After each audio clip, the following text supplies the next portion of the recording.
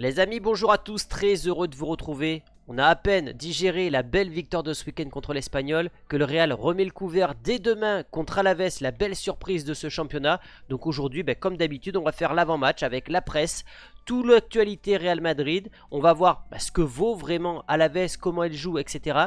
La composition annoncée et on terminera par mes pronostics grâce à mon partenaire Unibet qui vous offre 10 € à l'inscription. Vous téléchargez l'application, vous rentrez le code chronique 10 et vous avez 10 € offerts en plus des 100 € qui vous sont remboursés sous forme de free bet.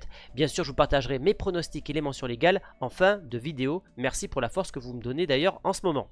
La presse espagnole qui parle d'un côté de la Lever Cup remportée par la Team Europe et donc Alcaraz, symbole de Madrid, de l'Espagne, etc.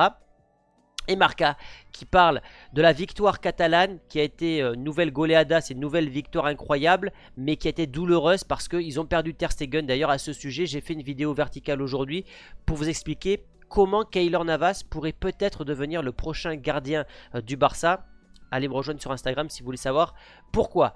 Au niveau du calendrier du Real Madrid, on a coché, ça y est, la 4e victoire consécutive. On attend maintenant la 5e avant le slot compliqué contre l'Atlético, Lille et Villarreal.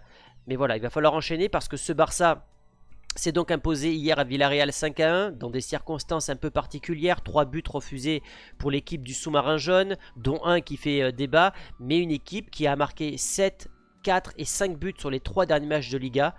Ça va très très bien pour le Barça. C'est peut-être une équipe qui va faire plus de 95 points cette année. Et ils ont rencontré Valence, Bilbao, Girone, Villarreal. Que des équipes pièges. Donc, je me dis qu'il y a très peu d'équipes qui peuvent battre ce Barça cette année, si ce n'est le Real Madrid. Il y a un Classico à la fin du mois. Et le Real, s'ils veulent vraiment ne pas perdre la Liga, ils vont devoir gagner au Wanda ce week-end et contre Villarreal. Parce que le Barça pendant ce temps va prendre 6 points. Et si tu ne gagnes pas ces 2 rencontres, tu peux déjà être à 7 ou 8 points du Barça. Et ça va devenir très compliqué.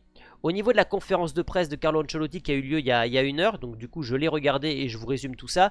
Carlo Ancelotti, est-ce qu'Hendrick va commencer demain? Pour moi tout le monde peut commencer. Donc ça c'est une réponse on va dire signée Carlo Ancelotti. Qui a l'habitude de faire du politiquement correct. Qui ne veut pas donner trop d'informations dans ses conférences de presse, qui est toujours très classe d'ailleurs, puisqu'il a rendu hommage entre guillemets à Ter Stegen. Mais normalement, Hendrick devrait bien commencer, puisque d'après certains reporters, Ancelotti a testé à l'entraînement Vinicius, Mbappé, Hendrick. Ça veut dire quoi? Qu'Hendrick jouerait à droite.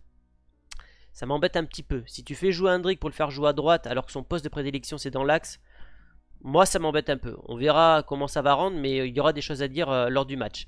Et Relevo nous confirme qu'Hendrick devrait être titulaire. En tout cas c'est ce qu'avait dit Carlo Ancelotti la semaine dernière. S'il n'est pas titulaire contre l'Espagnol, il le sera contre Alaves. Il est rentré contre l'Espagnol, donc il devrait débuter contre Alaves. J'ai hâte de voir ça. Carlo Ancelotti qui a dit aussi, bon on a fait un début de saison un peu moyen, mais ça y est, maintenant on est sur un good run, on est sur une bonne dynamique. Et c'est vrai, le Real, on le voit, ce que je vous ai présenté, 4 victoires consécutives. Et surtout, cette victoire de ce week-end, elle m'a hypé.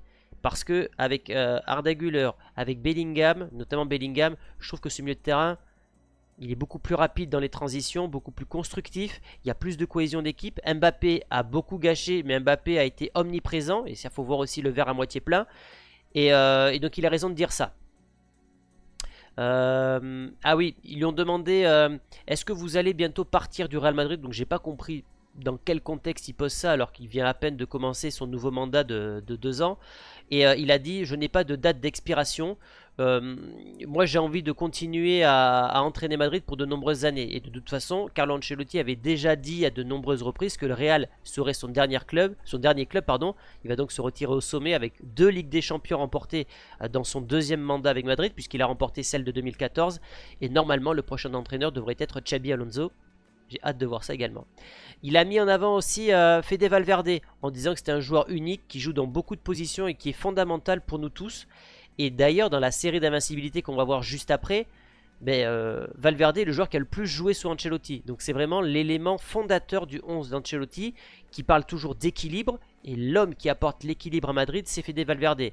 Maintenant, c'est un humain, il a besoin de se reposer et j'espère qu'il aura un moment de repos parce que c'est un joueur qui court tellement, qui ne regarde pas à la dépense, si je puis dire, qu'il faut faire attention à ce qu'il ne se blesse pas parce que sans Valverde, on aurait de sacrés soucis.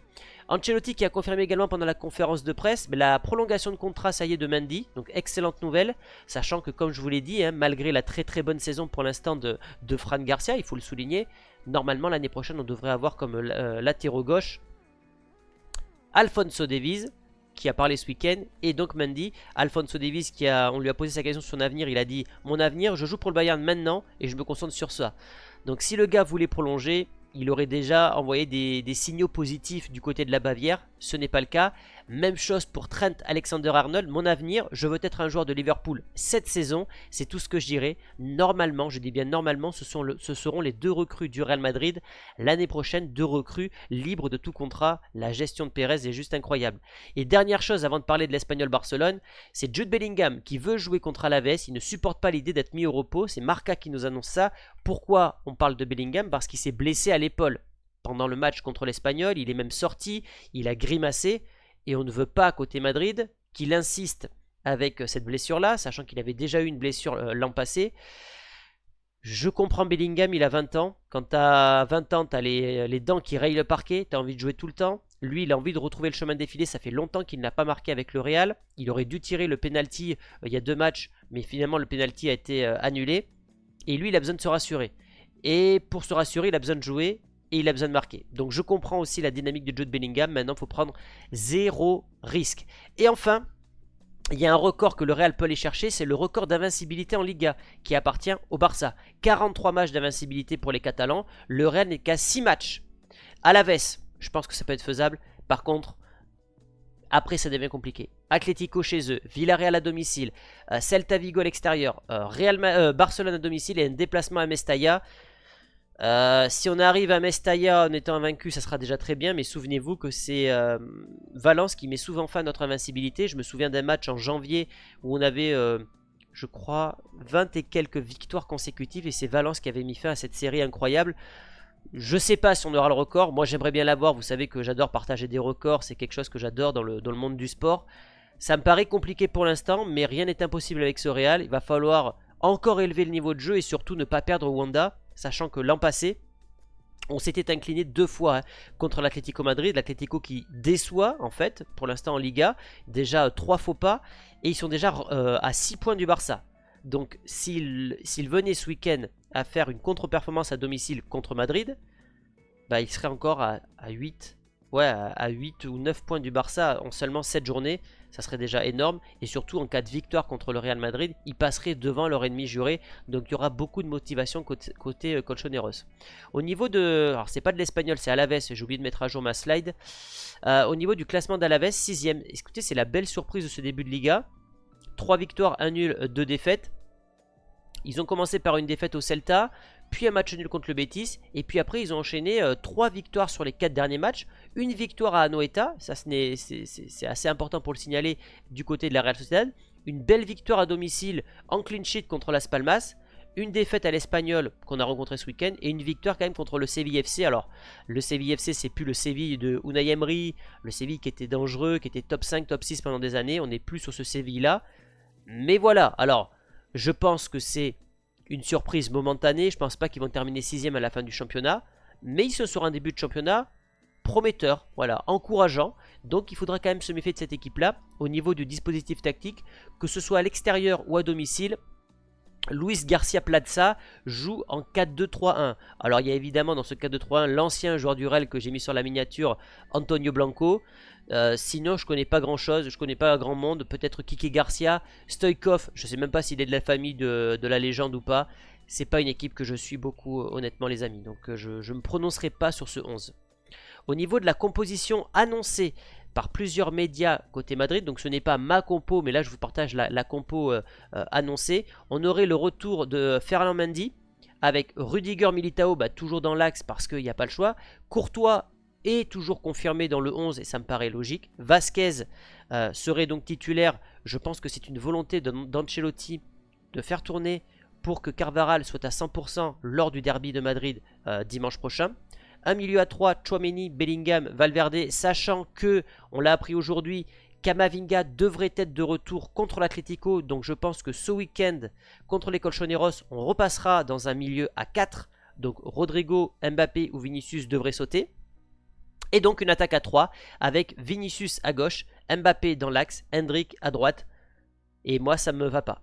Ça me va pas parce que Vinicius a commencé remplaçant, Rodrigo a commencé remplaçant, Mbappé n'a toujours pas commencé remplaçant. Et à un moment il va falloir faire tourner. Si tu mets trop de pouvoir à Mbappé, ça va commencer à créer de la jalousie dans le vestiaire. Hendrick il est là pour jouer numéro 9. Il n'est pas là pour jouer à droite. Moi j'aurais voulu voir lors de ce match là une attaque 100% brésilienne. Et c'est ce que j'attends. Alors c'est une composition annoncée, rien d'officiel encore, mais moi je voudrais voir Hendrick dans l'axe et Rodrigo à droite, voilà, parce que Mbappé doit aller un peu sur le banc pour la rotation de tout l'effectif. Au niveau des dernières confrontations, vous voyez que c'est une équipe qui réussit très régulièrement à Madrid, 5 victoires sur les 6 derniers matchs, une seule défaite c'était en 2020 à domicile qui plus est, sinon c'est une équipe qui nous réussit bien parce qu'on marque beaucoup de buts à chaque fois, 4-1, 4-1 à l'extérieur, 3-0 à domicile en 2022, une petite victoire en 2023 1-0 et puis une Manita l'an passé en 2024 5-0 avec notamment un très très grand Vinicius, un bon Arda Güler, ça rappelle d'ailleurs de bons souvenirs. On passe à la partie pronostic grâce à mon partenaire Unibet qui vous offre donc 10 € à l'inscription plus 100 € de bonus sous forme de free bet. Bien sûr vous devez parier avec responsabilité les amis, ce sont des jeux d'argent, vous ne pouvez pas gagner votre vie ou être millionnaire grâce à ces jeux d'argent et surtout c'est strictement réservé aux personnes majeures. Donc voilà, moi je vous donne des cotes, la cote notamment de Madrid qui est cotée à 1,18 mais faites attention et si vous voulez le faire, si vous voulez parier, vous devez le faire avec le code chronique 10 ou le lien en description, je vais y arriver. 1,18 pour le Real, 6,85 pour le nul, 13,80 pour Alaves. Pas compliqué, tout le monde voit le Real s'imposer à domicile et je pense qu'on va les suivre. Hein. 4 victoires consécutives, on est au Bernabeu, il y a une bonne dynamique, le Real joue mieux. Je vois pas pourquoi le Real viendrait à faire un faux pas à domicile. Je vois beaucoup de buts, plus de 2,5 buts, donc ma cote à 1,43. Parce que en fait je vois un score de 3-0. Voilà, contre l'Espagnol je voyais 3-1, il y a eu 4-1, là je vois un 3-0. Je pense que le Real est capable avec Mendy derrière de garder ce clean sheet. Courtois aura à cœur de ne plus encaisser de but, on sait que ça compte pour lui de ne pas encaisser de but. Donc un 3-0 ça me paraît correct, la cote est à 6. Au niveau des cotes buteurs, Mbappé s'il est titulaire, mais vous êtes remboursé si vous mettez Mbappé qui n'est pas titulaire, donc ça c'est important. Sinon Hendrick, j'ai envie de voir Hendrick marqué en tant que titulaire. Maintenant attention, comme je l'ai dit dans la vidéo précédente qui était les questions-réponses, un Hendrick titulaire ça veut aussi dire qu'il va rencontrer des défenseurs frais et lucides à 100% de leurs moyens, alors que quand il rentre à la 85e les mecs sont rôtis en face et ils profitent justement de cette fatigue adverse, donc à voir. Mais Hendrick côté à 2,19, on voit qu'il est devant Rodrigo, qu'il est devant Güler, qu'il est devant Bellingham aux yeux des bookmakers, et ça c'est un énorme signal envoyé. Ça veut dire qu'Hendrick, maintenant il devient de plus en plus crédible pour devenir un buteur régulier du Real Madrid, et honnêtement je pense que d'ici 2 ans, donc là il a 18 ans à peine, à 20-21 ans, ce mec là peut être titulaire à Madrid, parce que je trouve qu'il a un profil vraiment très particulier, voire unique. D'ici là, vous pouvez me retrouver les amis sur Instagram comme tous les jours avec des stories, des verticaux, du contenu unique sur Instagram. Donnez-moi votre pronostic et votre composition pour ce choc Real Alaves. Et je vous retrouve demain soir à l'issue de la rencontre, à peu près une demi-heure après le coup de sifflet final, pour le débrief à chaud de Real Alaves. Portez-vous bien les amis et je vous dis à très vite. Ciao!